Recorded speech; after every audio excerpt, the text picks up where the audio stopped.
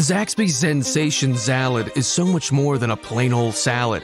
It's a salad, which begs the question, at what point does a salad stop being a salad and become a salad? Is it when you add Zaxby's fried chicken to it? Crunchy wontons? Asian slaw? Citrus vinaigrette? Teriyaki glaze? Sweet and spicy sauce? Or is it when you top it all with a handmade perfectly fried egg roll? Without a doubt, the egg roll. The Sensation Salad, only at Zaxby's. I'm Jamie.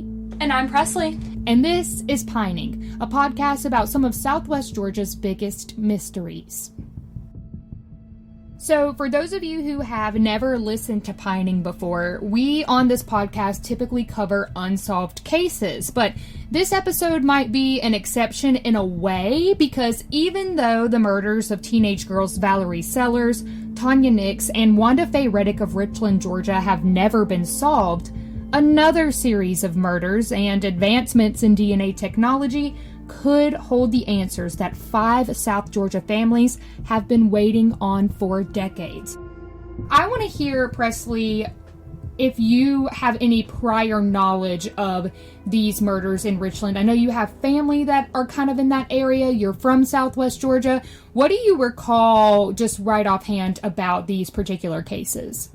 Well, I remember hearing stories of, murders that happened back in the 80s? Yes.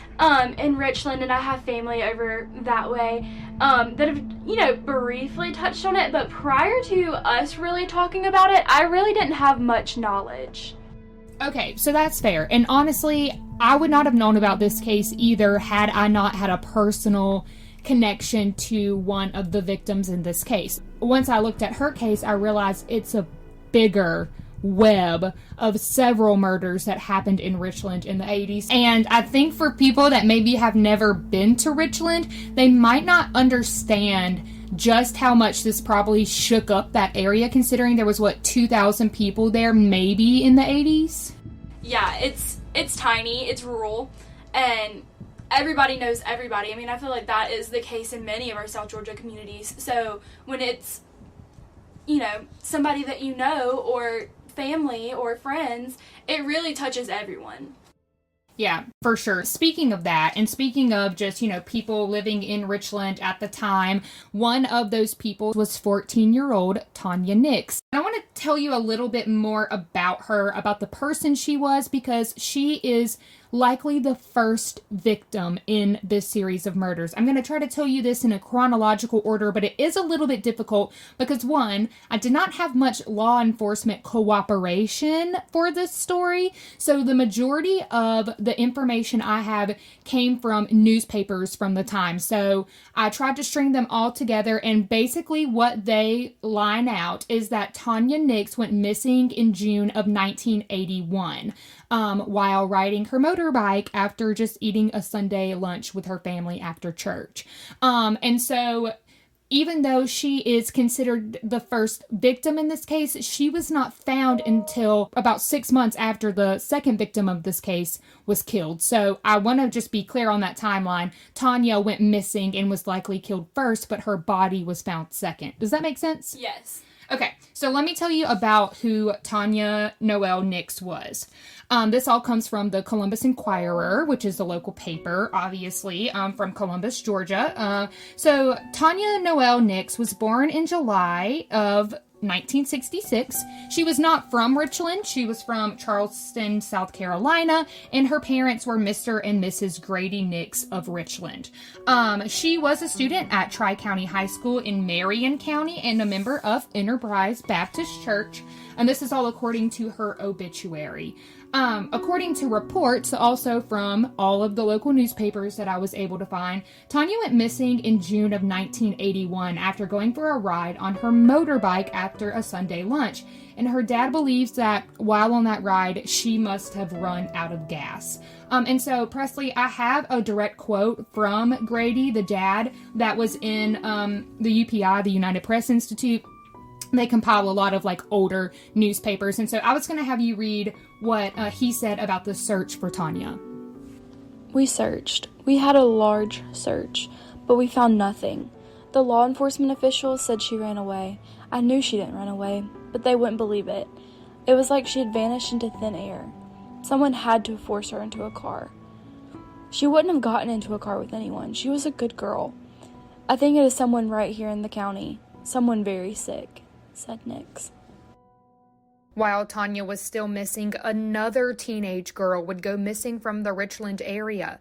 17-year-old Valerie Marie Sellers from Blakely, Georgia. I have a personal connection to Valerie.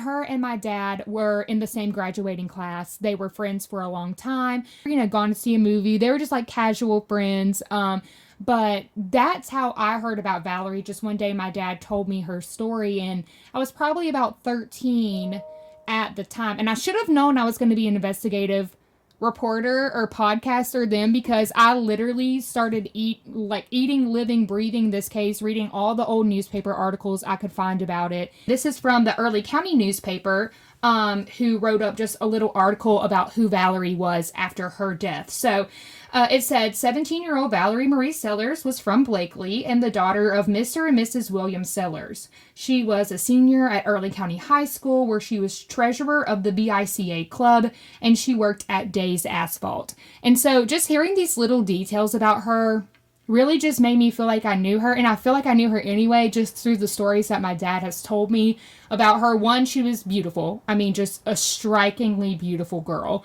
She was really involved in leadership and all these things. She went and represented the school at the vocational club, regional and state conventions. She was really into that. And like I said, she worked at the asphalt company. And I talked to Valerie's niece and her great niece, who also has the name Valerie. So she's named after her Aunt Valerie. Oh, how sweet. I know, right? And so I talked to them and just wanted to know more about who Valerie was. And this is what they had to tell me about just the kind of aunt and person Valerie was while she was still living. She was absolutely gorgeous. This, sweet, loving. She was a knockout. And even though she had scoliosis, so she had to wear a cast, from what my Meemaw said, she still had boys knocking at the door, so I really wish I had more memories of her, but it's really hard. They're just spurts. My brother has always said that she was probably the best aunt that we could have asked for. And, unfortunately, we didn't get to have her for long. As a 7-year-old, losing your only aunt, and remembering those times where I would go into her bedroom and she would brush my hair, braid my hair, and she would always talk about boyfriends. I don't really remember any of them, but, that may have been her daddy. Yeah, right? And it was rough. It was really rough because I was very, very overly protected. So Valerie's niece, Heather White, says a lot of that overprotectiveness not only came about because of what happened to Valerie, but because of something they've called the Sellers curse. And here's what she means by that. My grandparents had a child that was 2 or 3. She passed away. That was after my mother. And then Rhonda, I think. And then my Uncle Hugh was diagnosed with Hodge disease and was told he wasn't going to live until age 15. He survived, but it was still that thing over them. And he died early too. Yeah, he died early from it. Yeah. And then I'm trying to think of how my Uncle Craig was killed on Christmas Eve, 1975 or 75. And then my Uncle Brian broke his neck and became paralyzed from the neck down. And then my Aunt Valerie was killed. So, yeah. Because I'm relying on old newspapers, they vary a little bit in detail. However, I ran this by the family and also kind of pulled this from all the articles. And basically one thing they all have in common is they said She went to Richland to visit a boyfriend or a friend that was a boy, whatever. Her friends from Blakely dropped her off at his house. They were, I guess, going to go up the road to Columbus, hang out, and then pick her up on the way back through, right? So she gets to the boyfriend's house, and apparently he had something to do. Some reports say he went hunting or whatever. And so she was like, okay, well, I'll get my friends to come and pick me back up on their way through, back through, whatever. She goes to the end of kind of like this desolate road in Richland to wait for them. They come back, and the friends come back, and they wait for her, and they never saw her again. So somewhere between when she left his house and was walking on that road and when her friends came to the end of the road where they agreed to meet to pick her up, something happened. She disappeared. And she was never seen alive again. One thing that a lot of her friends who were coping with this, obviously, you know, their friend was missing, whatever, they go back to Early County, they tell Valerie's parents what had happened, they report her missing, and her body was found hours later in an abandoned shack that had been burnt. Her body had been burned. And the only way that she was able to be identified was because of that scoliosis rod in her back that you just heard her niece mention, because everything else was pretty much just ash at that point. Here's Heather again with her recollection of that night. I remember getting a phone call late, my parents getting a phone call late at night, and my daddy saying, "Give us a minute, I'll be on my way."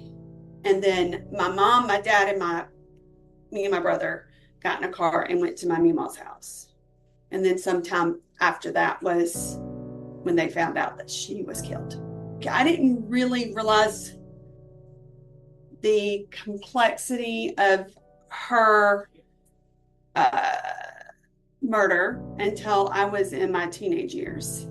And that's when I really started like getting just some stories, never really complete stories. It was, she went to Richland, she didn't come home. And I'm like, okay, well, what happened? So, I mean, just over time, I would get my mom to tell me just a wee bit more. But I always felt like she was holding something back.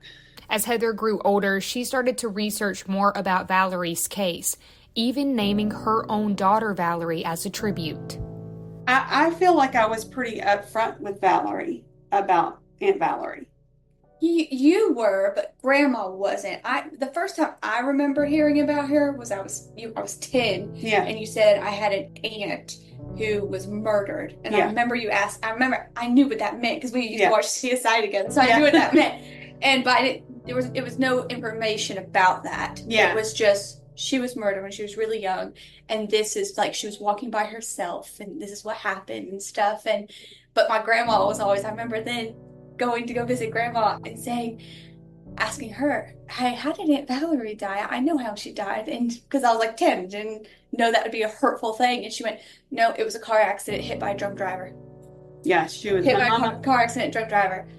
Yeah, my mom was really bad about doing that. I think it wasn't really until I was in my 20s that she actually said she was murdered. UPI, which is the United Press Institute, they reported that Valerie's cause of death was that she'd apparently been choked with a coat hanger, and that home where she was found, that shack, was 3 miles south of Richland. And it was not long after that, 2 months later, that's when Tanya's body was found. She was the first girl that went missing that I told you about. And she was found 3 miles north of Richland. And pathologists at the time, the UPI says, pathologists said Tanya was found with her hands folded neatly in front of her, strangled also with a thin wire. Her remains were found right around Christmas of 81 by deer hunters. And she was also identified by a ring of hers that she was wearing. So obviously by this point she had begun to decompose, but she had on a ring that the family identified as hers really similarly in Valerie's case, because she was burned so badly. Like I said, she was identified by that bar in her back, but also by her partially melted class ring that all the seniors had just gotten. So she was, had started her senior year at Early County. And so anyway, just kind of pretty weird, coincidences. Both the girls had rings, both that identified them, both had been apparently strangled with thin wire. They said that Valerie, like I said, was choked with a coat hanger specifically, and we all know wire coat hangers are thin wire, so very similar situations there, but I'm interested to hear your reaction to that. I just can't imagine how both of their families probably felt, and specifically Tanya's family. I can't imagine how their families must have felt. Specifically, Tanya's family, she had been missing for 6 months, and you find out that another girl has been murdered and she was found, but your daughter is still missing. I mean, I just couldn't imagine being her parents or her friends, what they must have been feeling. I feel like they're, the community is probably just waiting for the next shoe to drop, which sounds awful, but, that is just, it's either a really strange coincidence or you have to assume that they're connected. And just because the girls are, around the same age, right, and the wire was included in both of them. Right. I would be suspicious if, I was living through this. I'd be terrified to go out on my own. Because both of this happened on what were considered like desolate Richland roads. So where Valerie was walking and where Tanya was riding her motorbike. I mean, we're talking 3-mile differences here. Very small area. Like, what are the chances? Right. Very scary. Very, very scary. So I find it interesting you say that people were waiting for the next shoe to drop, because old wives' tale my mom always has told me is death comes in threes. I don't know why that's a saying. My mama says the same thing. But it is a saying in the South, and it would prove unfortunately true in this situation, in this case, because in March of 1982, just 3-ish months after Tanya's body was discovered, a 16-year-old Wanda Faye Reddick was abducted from her bed and killed 3 miles west of Richland. That's where she was found. A 15-year-old from the area at the time gave an interview to the AP about the last victim, Wanda Faye Reddick's murder, saying, quote, "Folks think that if all this is connected, another person may be found 3 miles to the east." So they really thought this was a calculated serial killer at this point. They didn't know what to think, because just nothing like this had ever happened in all of Richland. And so when I was reading back the newspapers, I'm like you, and I'm like a lot of people in this area, thinking, are these 3 things connected? So let me tell you a little bit about Wanda Faye specifically, and kind of what led up to her abduction and murder as well. So Wanda Faye shared a room with her little sister, and I think you say her name Letitia. I did reach out to her to see if she wanted to participate in the podcast, and she just has a lot of trauma from this case, so I want to be respectful of that and still kind of tell you guys about who Wanda Faye was, and about her. And I do have a couple news reports I want to play, just talking about how devastated her friends were in this case and just the hole she left in the Richland community. But I do need to briefly mention what happened to her, just for the purposes of the story, and then I really want to focus on the wonderful person she was as well. I know her sister would probably prefer that after speaking to her. But basically, what happened was her little sister says in the middle of the night, Wanda Faye was abducted from her bed through a window by a man with a, quote, big afro, so puffy hair, but she was really little at the time. I can't remember how old she was. She was less than early elementary school when this happened. And she didn't say anything at the time because she was so afraid. That after they went back through the window, she screamed for her parents to come in the room, and the abductor had allegedly taken the light bulbs out of the ceiling so they couldn't see anything. They were very disoriented, And that is what happened. And her body was found later in like a creek, partially submerged. The manner of death that Wanda Faye endured also was different than Valerie and Tanya. She was not killed by strangulation or anything like that, but they did say, the funeral director that was in charge of her burial said she had head injuries. When asked, this is according to the UPI, when asked the Richland police chief, Jim Edwards, if they all might be related, if all the cases might be related, he said, quote, he didn't believe that the abduction of Miss Reddick and the other two were connected because, one, the girls were abducted away from people, but Wanda Faye was taken right in her own home. So then Stewart County Sheriff Harold Grimes said he felt the first two were definitely connected, but he also had trouble linking the Reddick girl. He noted the first two victims were white and Miss Reddick is black, and that was kind of his hang-up, I guess, on the cases, that they were somewhat similar, but different enough that they probably weren't all three connected like the first two he felt definitely were. Yeah, this could just be the true crime in me and all of the TV shows and podcasts I've listened to over my years. But I do find it very odd that they are all within 3 miles of Richland. Mm-hmm. All the girls are around the same age. Mm-hmm. And it leads me to think, could it be the same person responsible for all the murders? And maybe he or she was getting braver and felt that this time he could abduct the young girl from her home. Yeah. I mean, who knows? The light bulbs being missing, I find that terrifying. And I really feel for her little sister. I mean, I can't imagine, one, being a child and trying to process that, growing up the rest of her life without her sister, but also knowing that she came that close to a murderer. And just, you know, I imagine that's a nightmare that she has to relive, and that is just devastating for her. Some speculated the next victim would come 3 miles east of the city. They were off, by several miles, that is. In June of 1982, another young woman would be found dead in Casita, which is in the next county over to the west, Chattahoochee County, for those who aren't familiar with South Georgia geography. According to the AP at the time, 20-year-old Renee Blackmore was an Army private stationed at Fort Benning near Columbus when she vanished while riding a borrowed motorcycle in April of 1982. Her wallet and sweater were discovered almost a month later in Casita. A second month passed before Blackmore's body was found off a logging road a few miles away. Investigators determined she'd been killed by a shotgun blast. Blackmore's mother, Donna Reitman, said in a statement to the AP her daughter was a focused young woman who loved laughing and loved having fun with friends.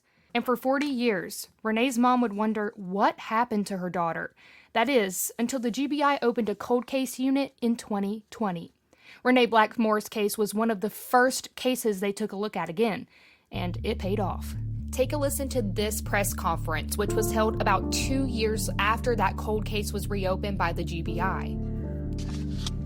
I'm very honored, very pleased to announce that on March 28, 2022, a Chattahoochee grand jury indicted Mr. Marcellus McCluster, age 64, formerly of Richland, Georgia, for the 1982 murder of Renee Dawn Blackmore, age 20, of Arizona. Miss Blackmore was a United States Army private stationed at Fort Benning, Georgia. She disappeared on the way back to her barracks in Columbus on the night of April the 29th, 1982. Almost a month later, her wallet and sweater were found on a roadside here near Caseta. On June 28, 1982, Miss Blackmore's remains were discovered off of a logging road a few miles further south in Chattahoochee County. She had been killed by a shotgun blast. The United States Army CID and the Georgia Bureau of Investigation identified McCluster as a possible offender within a year, but the original investigation eventually stalled. In late 2020, the GBI established the agency's cold case unit, composed of retired GBI agents. Blackmore's death was an initial focus of this unit, which worked with Army CID, the Chattahoochee County Sheriff's Office, the Office of the District Attorney, along with active GBI agents to develop this case further. The resulting indictment of McCluster includes 1 count of malice murder of Miss Blackmore and alternative counts of felony murder concerning her death. GBI agents subsequently served McCluster with an arrest warrant at the Georgia Department of Corrections facility in Augusta, Georgia, where he is currently serving a life sentence for an unrelated 1983 Stewart County murder conviction. His arraignment will be here in Chattahoochee County, and it's scheduled for April the 25th, 2022. Needless to say, as director of this agency, I'm extremely proud of the work done by GBI's cold case unit and the active agents in Region 3, along with our partners, Army CID, the Sheriff's Department, and especially Ms. Schwartz of the DA's office for working with us in this process. I'm going to turn the mic over to Ms. Schwartz now on behalf of the DA's office, and afterwards I'll be available for some limited questions. I cannot get into the facts of this matter, but if you have any question concerning the cold case unit or how we work together with active agents and partners, I'll be more than happy to address those. Ms. Schwartz. Good afternoon, and thank all of you for coming today and for your interest in this case. There is no statute of limitations for murder, and that's because out of all the crimes on all the books, this is the one crime that takes from the victim that most fundamental right that we all have, which is the right to live out the rest of our lives that we've been given. We don't know what Renee Blackmore's life would have looked like. We know that she didn't get to celebrate her 21st birthday. But we can't know what accomplishments she might have celebrated. We know that she would have been 59 years old if she could have been with us today. But we don't know who she might have loved, what relationships she might have built, what dreams she might have realized. All of those things got extinguished by a blast from a cheap shotgun about 2 miles from the middle of nowhere down in South Chattahoochee County 40 years ago. There is no expiration date on that kind of evil, and there is no point in time when that crime is too stale to bring the perpetrator to justice, assuming that the evidence is there. And because of the really good work from the folks that are here today, as well as many others who came before them, we feel like we do have that evidence. The grand jury of Chattahoochee County agreed with that proposition last week, and we look forward to presenting that evidence in court later this year. On behalf of Interim District Attorney Shanika Terry, we appreciate the chance to work on this case and look forward to continuing to work on it and getting it ready for trial. Again, because this is an open case, it's not appropriate for us to talk really in detail about facts or evidence, but what I really hope is that all of you will take the opportunity to talk a little more with Director Reynolds about the cold case unit. These agents are doing some phenomenal work statewide. I think it's something that not a lot of citizens of Georgia know about, and they should, and it's something of which they can be very proud. Thank you. Okay, so here's everything you need to know about the man, Marcellus McCluster, that you just heard the GBI reference in that press conference related to Renee Blackmore's death. McCluster was from none other than Richland, Georgia. He was a 24-year-old pulpwood logger in 1983 when he was charged and arrested for the murder of a man named Major White in Richland in January of that year. McCluster later pled guilty to robbing and murdering White, who was disabled. White was shot 3 times, tied to a tree with rope, and burned. According to the AP, GBI agents and Army criminal investigators identified McCluster as a possible suspect in Renee Blackmore's death within a year after she was killed. But, of course, the initial case stalled. In the meantime, McCluster was sentenced to life in prison for White's death and was sentenced to serve out the rest of his days at Augusta State Medical Prison. According to the Augusta Press, investigators found a rifle and shotgun that ballistic tests would link to both White and Blackmore's deaths at McCluster's home. Investigators also found what they believed was Blackmore's watch, an Armatron watch with a unique alarm ringtone.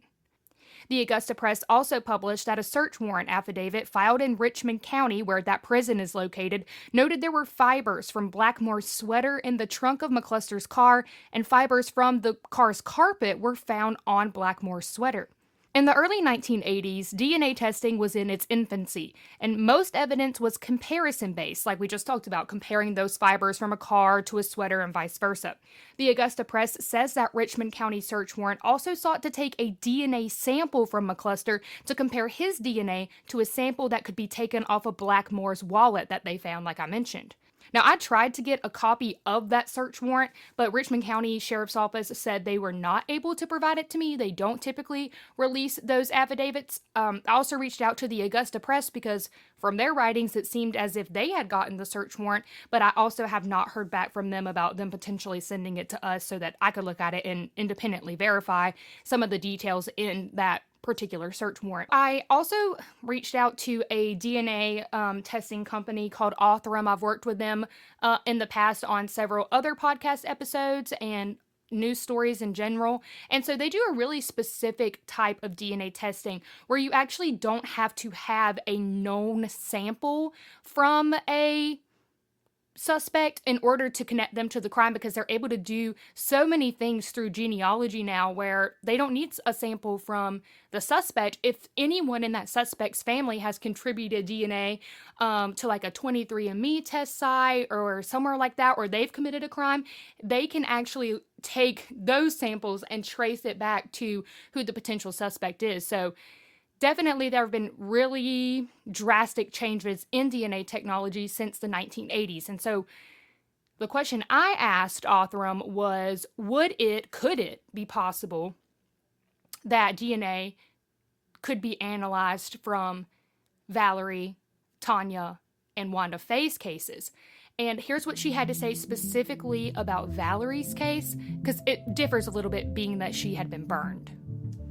My name is Dr. Kristen Middleman, and I'm the Chief Development Officer at Othram. Othram is the first lab in the world purpose-built to identify victims and perpetrators from crime scenes.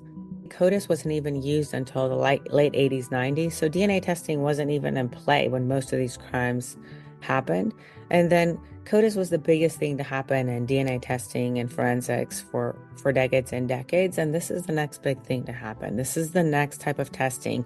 CODIS is really great at confirming identity. If you know who the perpetrator is or they're in the known perpetrator database, you can confirm that result rather quickly. And you can link one person to other crimes that same person has committed. Our technology infers identity. So if you don't know who it is and they're not in a database and you have a DNA dead end with CODIS testing, that's when this technology comes into play. We can infer identity. The confirmation can still occur with CODIS testing or STR testing. And then that person's off the streets. That victim has justice. These families have answers. And it really is just as simple as that. It's the next step in making these DNA forensic investigations successful. We can get DNA from almost anything that was touched by a perpetrator or victim. So, I mean, we don't need the extract if that's what you're asking, but we actually need DNA evidence, of course. So if there's no DNA evidence found and there's just nothing there, then we can't do anything. But if there is DNA, or even if it hasn't been extracted, we could absolutely help with that case. And we would probably work with a state lab or a private STR lab to test that DNA from that evidence first using STR testing. If there was no hit, then we would proceed with our method. McCluster has never denied robbing and killing White, but he actively, still to this day, denies killing Renee Blackmore. In fact, at that April arraignment, he actually pled not guilty to the charges. So, Presley, what do you think? I find it super interesting that one, Major White was a man, which is different than every other case that we've been talking about. But also, he was bound and he was burned. And that has similarities to previous cases that we've been discussing in this podcast episode. And so I just think, obviously, like, with this and the new DNA technology that we have, investigators and prosecutors should be taking all of this into account. I did ask Valerie's family if they believed McCluster could have been involved in Valerie's death, and they say no. Just in my little research of him and the murders that happened during that time, they don't correlate with each other. They just charged him with that with the soldier from Benning. I know, but that's what I'm saying. They don't all meet up. Like they're too all over the place. They're not. I don't know. I just don't feel that he was fully involved in it. Now, if he gets go-ups and says, yes, I did do it, okay, then I believe you. But he's denied her. From what I understand, that he did a plea bargain for one of the other ones. So, I mean, if he did that one, why wouldn't he say, I did this one too? I'm going to spend the rest of my life in jail anyway. I don't know. Regardless of their personal opinions, they do welcome this DNA testing to be done. Unfortunately, because Valerie's body was so badly burned and all that was left was ash, it's very unlikely, according to Othram, that they would be able to get any substantial DNA to be able to even test from Valerie's case. However, in Tanya Nix's case and in Wanda Faye Reddick's case, it is possible that there could be viable DNA to be tested there. I asked the family if they had heard anything from the GBI about this case, but they said they haven't heard from investigators in a while. Cold cases, especially like hers, they're just like, ooh, yeah, I don't want to go that deep. I don't want to worry, but that's you should be over it by now. Get over it, and the bad way of saying it is dead and gone. Get over it. We've contacted so many podcasts and like sent information and been like, I think we've been doing it for years, and then I haven't done it lately in the last 3 years. I just sent one 3 months ago. Yeah. I've been begging everybody to give me information, and the one time that I had someone send me a reply, and they were like, I'm sorry, we're not allowed to look at this because it's under a gag order. I'm like, how is that a gag order from years ago? I asked the GBI if they'd be able to talk to me about the cases out of Richland. The murders of White and Blackmore are now being handled by the district attorney's office, so they declined to comment on those further. They say the cases of Wanda Faye, Valerie, and Tanya are still active and still open GBI investigations, but they didn't comment any further. I do find it incredibly inspiring and reassuring that Renee's family at least got an idea of what might have happened. Obviously, he has not been convicted of Blackmore's death, but he has been indicted by a grand jury in Chattahoochee County. I've called multiple times the DA there in Chattahoochee County to try to get an update on when, the next steps in a trial might happen, but so far I haven't heard anything back. I also reached out to McCluster's attorney and the court clerk of Chattahoochee County. I haven't heard back from them either, so I looked at his case docket online, and the last thing that was filed in his case happened back in September of 2023. Okay, Presley, so before I get your final thoughts, I do want to read to you just an excerpt from an Atlanta Journal-Constitution article that ran 10 years after the killings of Valerie, Tanya, and Wanda Faye. It says, quote, autopsies indicated the victims died from strangulation. Police said there was no direct evidence of sexual assault. The abduction and shooting death of 21-year-old Renee Dawn Blackmore in 1982 may be the fourth murder in the series, authorities say.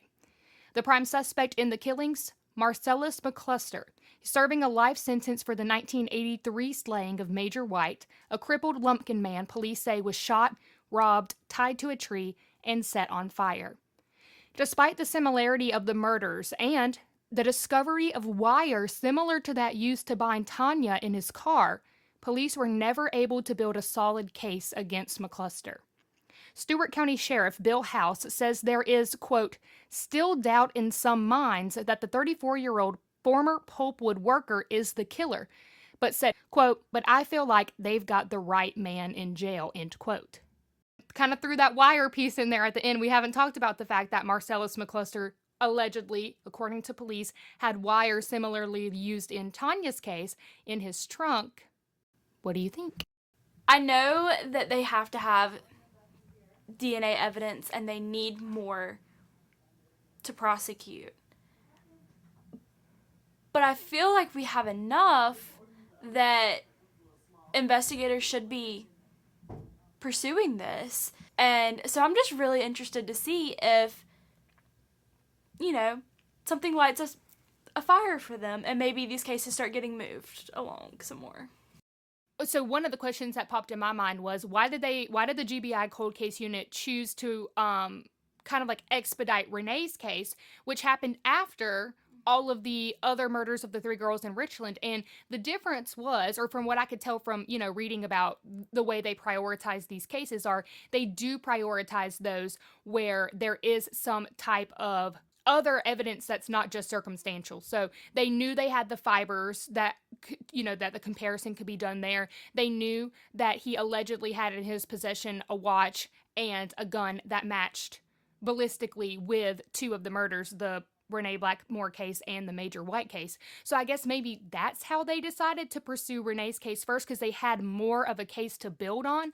But I do wonder what they're trying to build, if anything, in Valerie, Tanya, and Wanda Faye's cases as well. I guess we're going to have to wait and see how Renee Blackmore's trial plays out. We might be waiting several more years, even just for Renee Blackmore's family to either get a secured conviction or not. And then we still have these 3 other open cases of family members still waiting to know what happened to their loved ones. So I think this is going to be something we're going to be following for years. I wish that this family had more answers, but like you said, Valerie's mother was able to pass thinking that the killer was caught, and I hope that turns out to be true sooner rather than later, for the rest of the family's sake. And it just breaks my heart, but I mean, at least she passed with peace, I guess. You can find Pining on WALB.com or on the WALB News 10 app. We try to release episodes every 3rd Thursday or Friday of the month, so the next one should be coming out around the 3rd week of October. And yet again, it's another case close to my family and to the larger greater South Georgia area, so make sure you don't miss it.